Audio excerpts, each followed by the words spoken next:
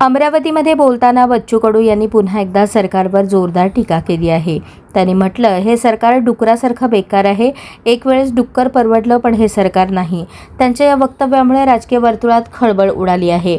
बच्चू कडू यांनी शेतकरी, बेरोजगार आणि जनतेच्या प्रश्नांवर सरकारचं अपयश उघड केलं। विरोधकांनी त्यांच्या समर्थनार्थ आवाज उठवला, तर सत्ताधारी मात्र या विधानावरून संतप्त झाले आहेत।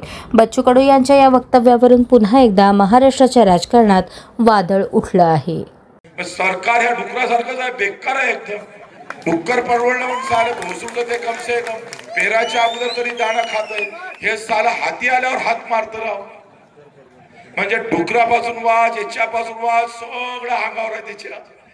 तिकून आला का निसर्ग वेगळा, पाऊस पडला नाही पडला तरी मेला। मी तर म्हंटल का बा, ह्या शेतकऱ्याचा आमदार होणंच भलता मूर्खपणा आहे। शहरातला आमदार, मुंबईतल्या आमदाराला काहीच तकलीफ नाही, हप्ते वसूल कर, जय रामकृष्ण हरी।